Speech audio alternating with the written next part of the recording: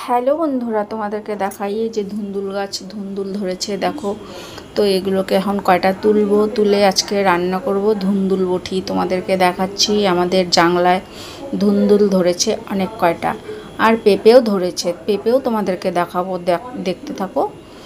তো এই যে দেখো অনেক কয়টাই ধুন্দুল ধরেছে,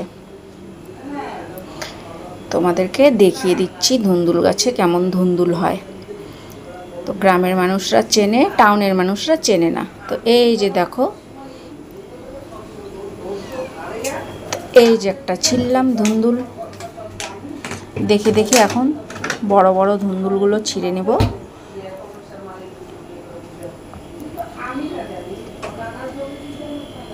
এই যে রাখলাম ছিঁড়ে ছিঁড়ে, দেখো এই যে। তাই যে দেখো পেঁপে গাছ, পেঁপে গাছেও ভীষণ পেঁপে ধরেছে। আমাদের বাড়িতে পেঁপে গাছ সচলে হয় না, তো এটাই হয়েছে, তাই আমরা রেখেছি। গোপালকে আগে দিব পাকা পেঁপে, তোলা হয় নাই, খাওয়াও হয় নাই, তাই তোমাদেরকে শেয়ার করলাম। তো দেখো কি সুন্দর পেঁপে গাছ। তো এখন তুলে বাড়িতে নিয়ে আসলাম ঘরে।